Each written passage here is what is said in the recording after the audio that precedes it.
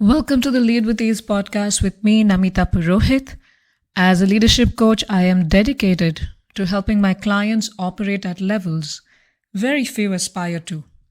This podcast is proudly sponsored by the Lead with Ease Academy, formerly called as a Transcend Partnership, an upcoming community that I am building for leaders to find their people who get them, create their inner circle, their support circle, their peers, their innovation circle, along with a stepwise roadmap to developing their own leadership strengths at 3 levels: personal, relational, and organizational, and the support of experts and coaches, accountability partners who are there with them every step of the way, helping them achieve their blue sky goals for themselves.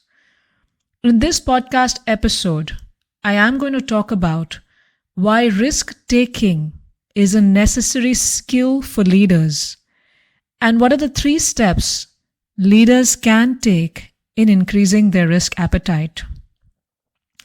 In my work, I get to travel a lot for various teaching and coaching engagements, workshops, retreats, things like that. And for a few years in India, I was in the Indian Army circuit doing different training programs, coaching programs for the Army staff. They would arrange my talks in different parts of the country, and then I would get to travel. Mostly did that in Mumbai and also did some for the Indian Navy. Would do it for the officers, but also for the spouses to support them. And it's been a very service very dear to my heart. And in one of those trips, I ended up making friends with many, over the trips, I made friends with many colonels and brigadiers with whom I would interact. And they're very friendly people. So one of these had just served in Kashmir. And I met him in 2017. And he had just come, posted in Kashmir as a colonel. And then he was reposted, back to to Mumbai, and where he was handling some other functions. And as I was, after I finished, one of my training sessions, and he was organizing all of that for me. So then as he finished the training session, then had some time during the high tea to chat with him in his office. And he was sharing about his escapades, not escapades, but about, I know Kashmir would be an escapade for us, but not for them, at the height of, the terrorism there. And one of the things that he had to do in Kashmir was to do door-to-door checking for militants. And whenever they got news that, a certain militant was in a certain area, his job was to go door-to-door and check along with his team. And they had to make an announcement or sometimes surprise, and then, open the door, interact with the family, enter inside, with all their gear, their vests, their guns, but also be extremely kind and extremely empathetic towards, the family members on whose house they were checking, whether the militants were hidden or not. And I asked him, how many did you catch like that? And he said they did catch quite a few. And, they would always encourage them to surrender and get them out and not attack them and give them a chance to improve their life. And as I was hearing his story, I was so overtaken by fear in my gut. I'm like, God, how do you do that? You open the door and what if the militant is standing right there with his gun pointed at anyone entering the door and is ready to shoot you? Wouldn't you be scared of entering that place? How do you handle that? It's such a huge risk. And it's such a huge risk to your own life, to your men's life, to the lives of the people who are inside, to the reputation of the country, to the risk of escalation of war if, this is not done right between, the 2 countries. And I said, how did you do it? And he said, you have no choice. You just do it. And I said, what was your greatest motivating factor, for handling such high amount of risk? And he said that my motivating factor was that I was always the first person stepping in, even if I didn't have to as a colonel. And he said that if he didn't do it, his team would never be able to respect him ever. And for him to continue running operations there in the army and things like that, he had to be, as a leader, the guy taking the risk, the maximum risk, to keep his people inspired. And he said sometimes they had greater risk ability than he had as a leader. And he had to show up for them and show up for the country. And that's what did it. So running an organization, the stakes may not be as high as they were for this army colonel. His life is at stake, his team's life is at stake, the peace and protection of the locals, the peace between the nations, and so much. But in an organization also, the stakes can be very high, whether you're running your own company as an entrepreneur or you're a very high leader at a high level who has a lot of decisions you need to take. And there are risks around the bottom line profits, how they would impact your team, how the risky decisions you take in your organization and business would impact your own family, how the future of the organization depends on the present, and how, the competition is doing some amazing things. And if you don't push the envelope and if you don't, take the risks that you need to take, then you can be driven to obsolescence, and somebody else is just going to come over and you'll be completely out of business. And that's what happened with Netflix and Blockbuster, and we'll get into that also in a little bit.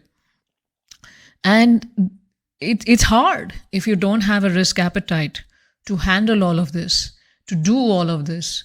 And some people are, they have a greater risk appetite than others. Some leaders are extremely safe players, and that can make or break the company and make or break their own life.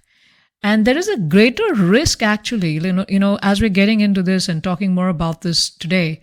While there is a risk in all the things that I've talked about, decisions and how they impact, the various things, the organization, the people, your own life, your family, there's actually a greater risk in not trying.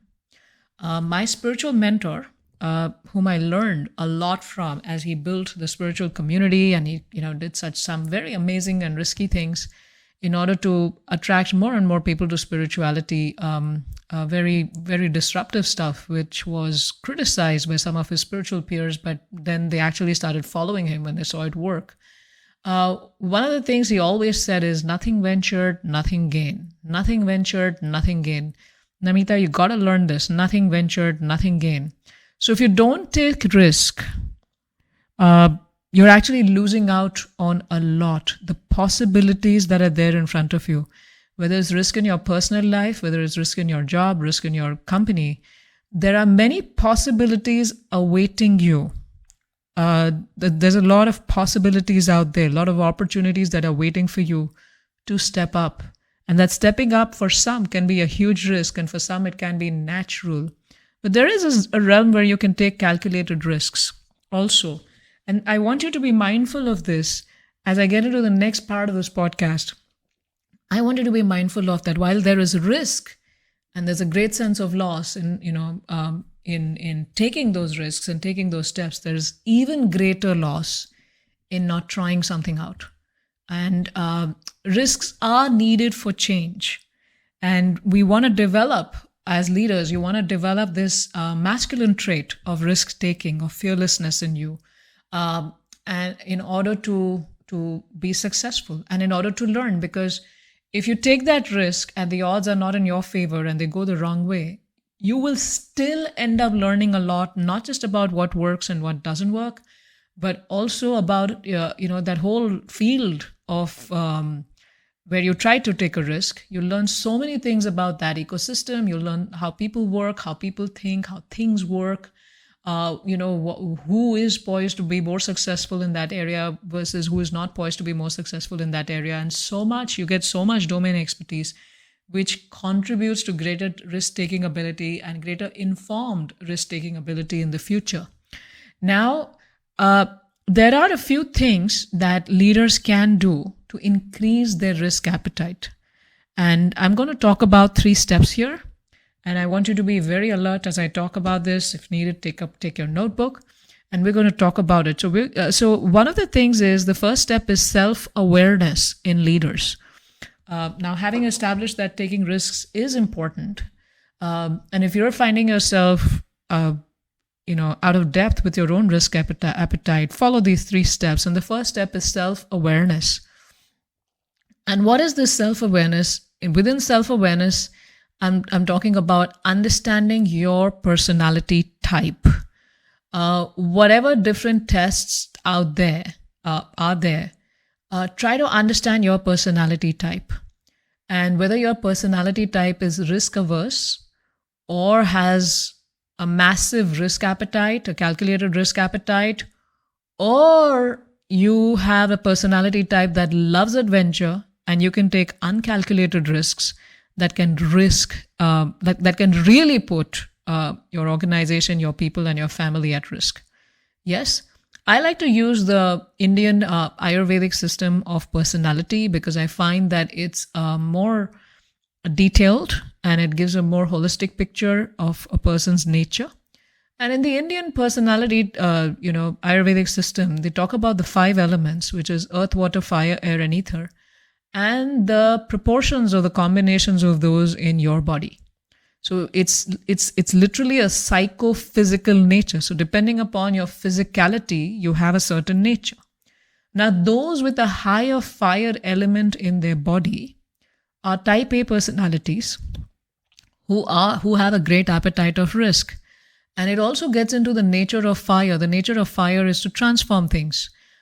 You need fire in your belly to digest the food that's coming in. Similarly, you need that fire in your belly to digest all the information in front of you and to take that risk, because fire transforms also. It's like an engine that transforms all that the thought energy into action energy and creates all the transformations out there. So someone with a higher fire element in their body has a greater ability at risk. Now, on the other hand, if someone has a greater earth element in their body, they like earth, the nature of earth is to have is more stable, more structured, more slow moving.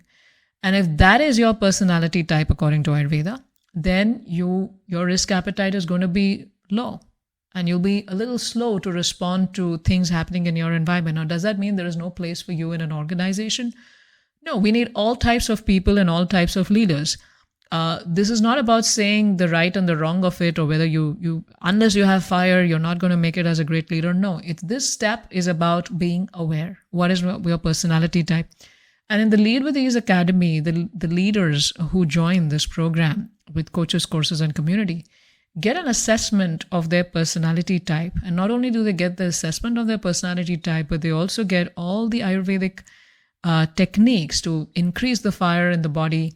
And if you're an earthy person, then how can you still be start learning how to take risks and all things like that. So we're working also with you at a physical level to help you understand your body type and how physically through your diet and through your lifestyle you can make certain changes to increase certain elements in your body.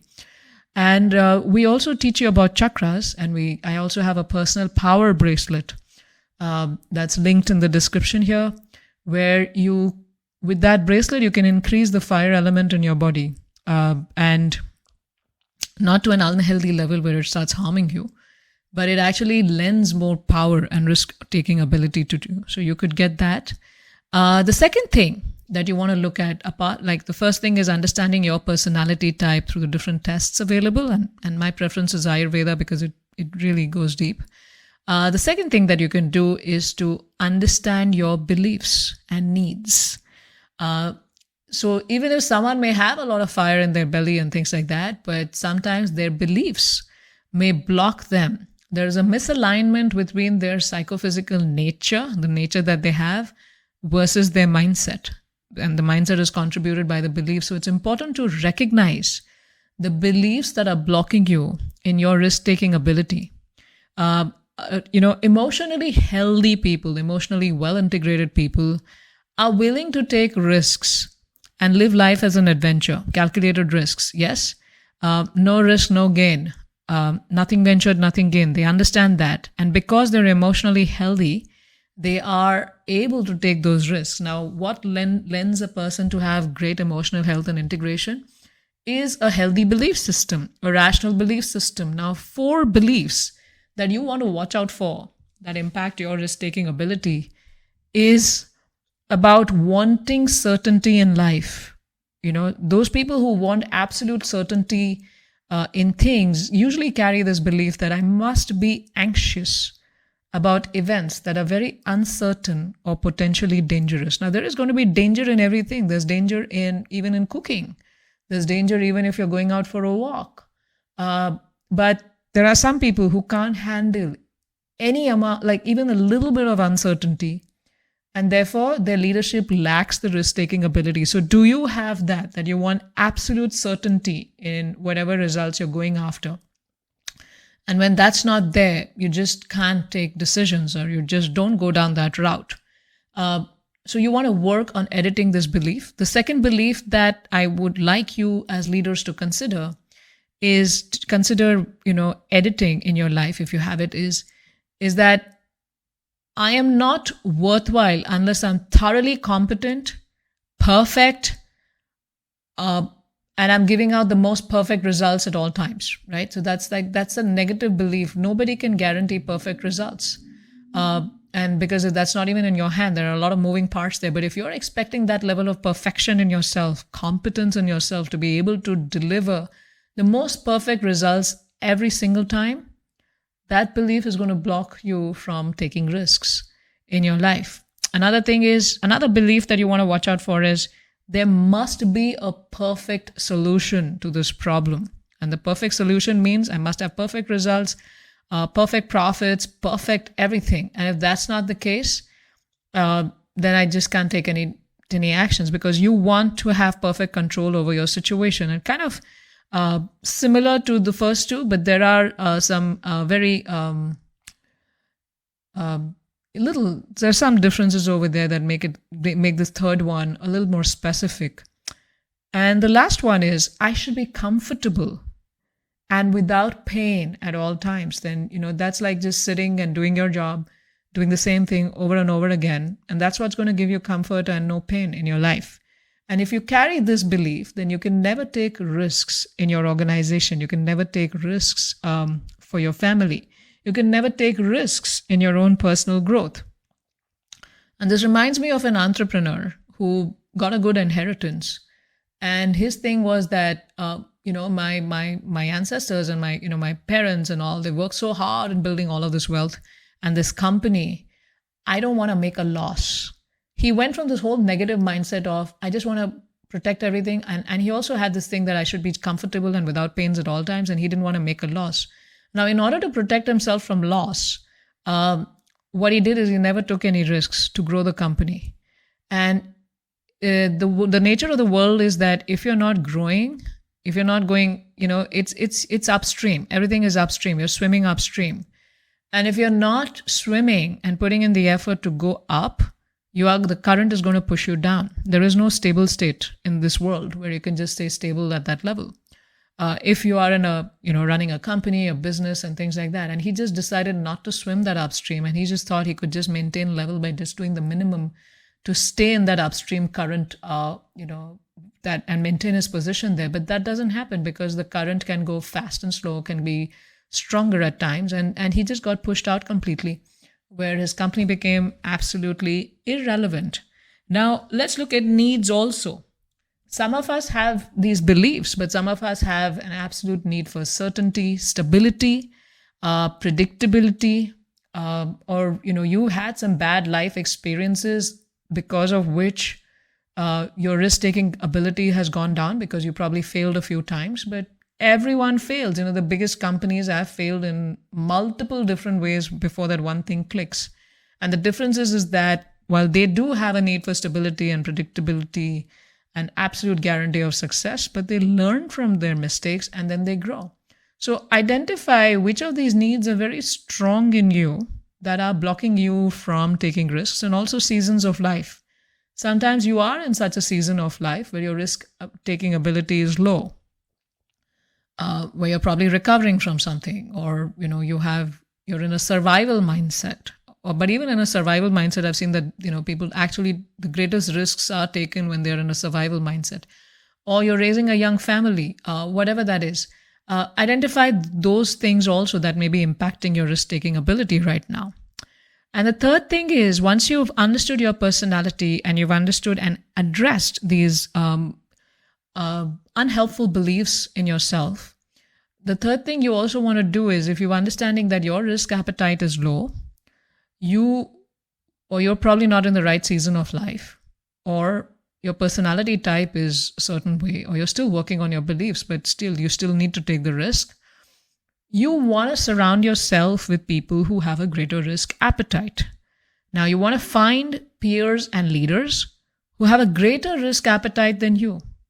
And just by mingling with them, being with them, listening to their stories, listening to how they're trying to push the envelope, it inspires you. A lot of learning at a very high level, yes, definitely happens from books and structured courses that we offer at the Lead with Ease Academy.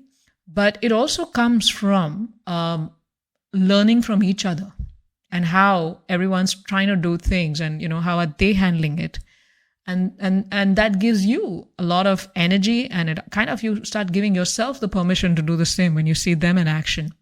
And that's why in the Lead with Ease Academy, community is a very important feature, where apart from the structured learning, my focus is to make sure that we have enough touch points for the members to interact with each other, learn from each other, connect with each other, and build long-term relationships. And when you see them acting with courage, their courage inspires you in taking action and going ahead. The second thing that you want to do in surrounding yourselves with people with greater risk appetite is that hire those people who have a greater risk appetite than you. You don't have it, hire others on the team. Partner with someone, or have team members, or have subordinates who have a greater risk appetite than you. As you're learning how to, increase your own appetite, and let them carry forward certain projects and give them a free hand. Or partner with other companies, like an example, Blockbuster versus Netflix.